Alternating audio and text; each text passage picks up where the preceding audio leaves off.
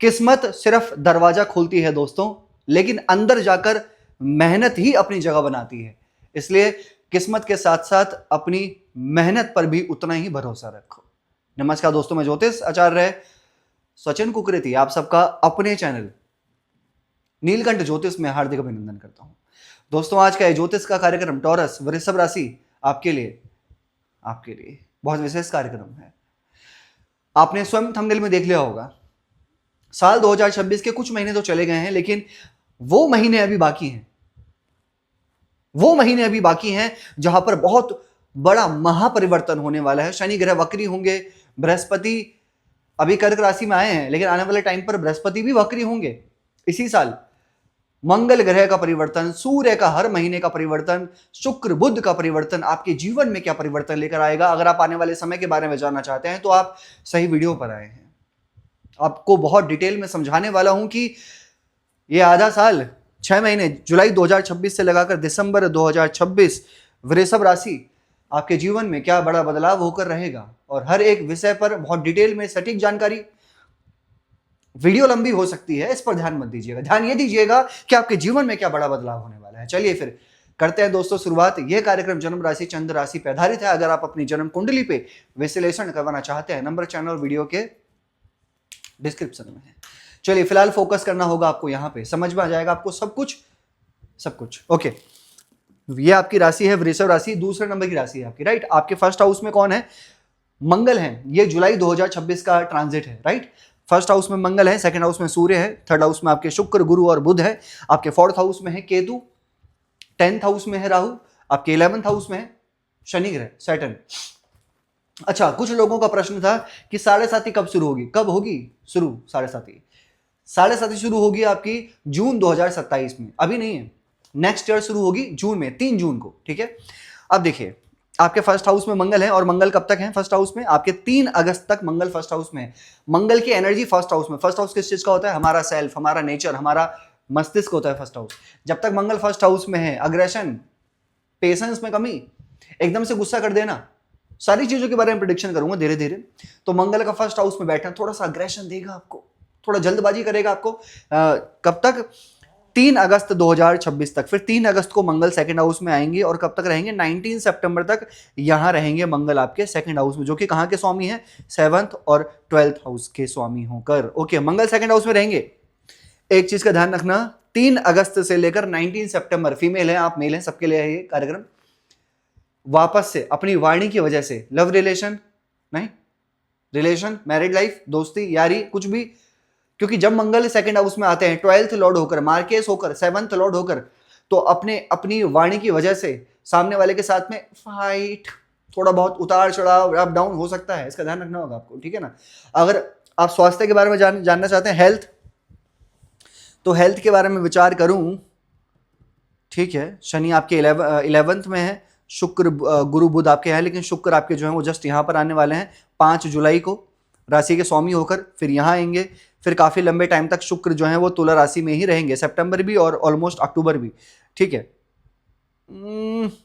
थोड़ा बहुत अगर बात करूं तो सिर्फ यही कहूंगा कि आपको स्किन एलर्जी, और शनि भी ठीक है, लीवर, डाइजेशन का ध्यान रखना है आपको, सिर्फ इतना ही ध्यान रखना है। लेकिन वो भी मैं कहूंगा कि स्टार्टिंग के टाइम पे जुलाई में मुझे ऑलमोस्ट ये 6 महीने आपके हेल्थ को लेकर सही दिख रहे हैं, मुझे कोई प्रॉब्लम आपके हेल्थ में नहीं दिख रही है, कोई प्रॉब्लम नहीं है, क्योंकि शुक्र आपके यहां आएंगे, फिर यहां आएंगे, फिर यहां आएंगे। लेकिन एक चीज दिख रही है मुझे, ये शुक्र का ट्रांजिट इन हाउस में, ये इन हाउस में शुक्र का ट्रांजिट होगा, इसका मतलब दिख रहा है कि आप कोई नई चीजें लेने वाले हैं इन 6 महीने के अंदर, या फिर कोई आप मैरिड हैं, फैमिली की प्लानिंग कर सकते हैं, या आप स्टूडेंट हैं तो मुझे दिख रहा है कि आप कोई कोचिंग ज्वाइन करेंगे कहीं ना कहीं कुछ इन 6 महीने के अंदर। खासकर विशेष टाइम बताऊं आपको तो अगस्त, सितंबर, अक्टूबर, कहीं कोचिंग ज्वाइन करना, एडमिशन लेना, कहीं नए लोगों से मिलना, या आप फीमेल हैं, मेल हैं, जो भी हैं आप, तो आपका किसी के साथ में अटैचमेंट होना, दोस्ती होना, वाइब्रेशन कनेक्ट होना, ऐसा मुझे दिख रहा है यहाँ पे। क्योंकि शुक्र आपके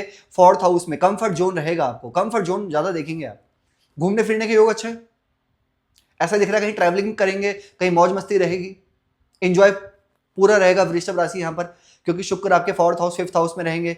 लव रिलेशन बेटर होगा, लव रिलेशन में थोड़ा और आगे जाएंगे आप, बात करेंगे, कहीं ना कहीं मैरिज को लेकर बात कर सकते हैं, राइट। और फिर शुक्र आपके यहां पर भी रहेंगे छठे घर में। छठे घर में कब रहेंगे शुक्र आपके?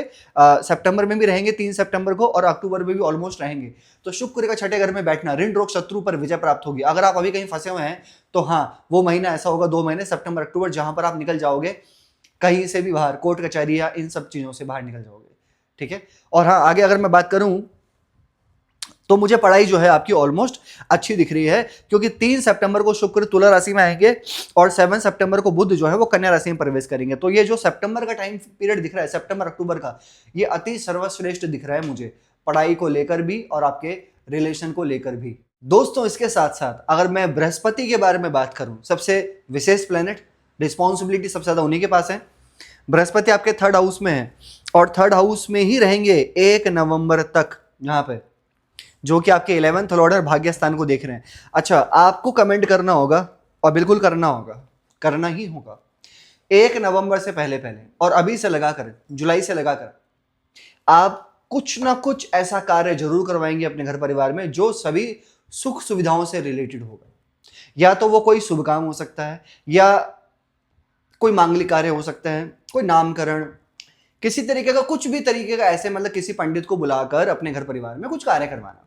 और अगर ऐसा नहीं होता है तो स्पिरिचुअल ट्रैवल करना, किसी नए काम की शुरुआत करना, कोई बड़ा काम करना, ठीक है, या कुछ किसी नए काम में हाथ डालना, या फिर किसी अच्छी जगह पर इन्वेस्ट करना। अच्छा, ये मैंने कुछ 4-5 चीजें बताई हैं आपको, या तो शुभ काम, मांगलिक काम, किन्हीं पंडित को बुला के कुछ अच्छा काम करवाना, इन्वेस्ट करना, ठीक है, कहीं स्पिरिचुअल ट्रैवल करना। ये मुझे दिखाई दे रहा है इन क्योंकि जब तक ये बृहस्पति देख रहे हैं नवंबर से पहले पहले डेफिनेटली, क्योंकि बृहस्पति का 3rd हाउस में आना। और एक चीज और है, ये बृहस्पति 3rd हाउस में बैठे हैं और आपके 3rd हाउस में रहेंगे, शनि की दृष्टि नहीं है और ना ही राहु की दृष्टि है, तो इसका मतलब बृहस्पति बहुत अच्छी जगह पर बैठे हैं उच्च के होकर 3rd हाउस में। 3rd हाउस होता है पराक्रम का, साहस का, और ये डिजिटल होता है, ये आपका कम्युनिकेशन है, ये आपकी ऑनलाइन चीजें हैं।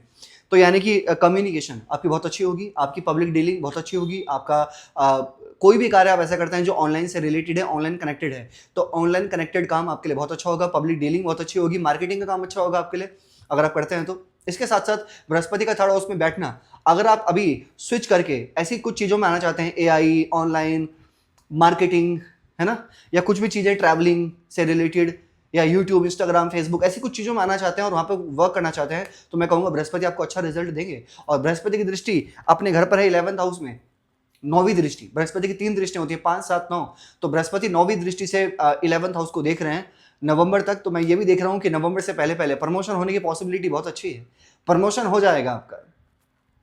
ये बृहस्पति 11th हाउस को देख रहे हैं तो कुछ ना कुछ दिख रहा है कि भैया फाइनेंशियली तो गेन करने वाले हो यहाँ पर आप, बिल्कुल अच्छा दिख रहा है। और राहु कहाँ बैठे हैं आपके? राहु आपके 10th हाउस में। अभी टाइप कीजिए, अक्टूबर 2025 के बाद या अक्टूबर 2025 से लगाकर अभी क्या चल रहा है ना, जब भी आप वीडियो देख रहे हैं इस टाइम पर, राहु आपके 10th हाउस में है। अक्टूबर 2025 के बाद कुछ चेंज आया आपके करियर में, या कोई नौकरी मिली आपको, नई नौकरी ज्वाइन करी आपने, या फिर कुछ ना कुछ परिवर्तन करने का सोच रहे हैं, या कुछ स्विच किया, मुझे बताना, अभी बताना, जस्ट अभी। क्योंकि अक्टूबर का ये जो है राहु का 10th हाउस में बैठना, ये मन में परिवर्तन होता है, या फिर आपका ट्रांसफर हुआ, या फिर कोई जगह परिवर्तन हुई, या फिर आपने अपनी सिटी चेंज करी, स्टेट चेंज किया, कुछ ना कुछ किया क्या आपने, मुझे बताना होगा। और नहीं किया तो आने वाले 6 दिसंबर से पहले करने वाले हो। क्यों ये 6 दिसंबर क्यों बोला? 6 दिसंबर का राहु आपके 10th हाउस में ही है, यही है 10th हाउस में। और 10th हाउस किस चीज का होता है? कर्म, करियर का होता है।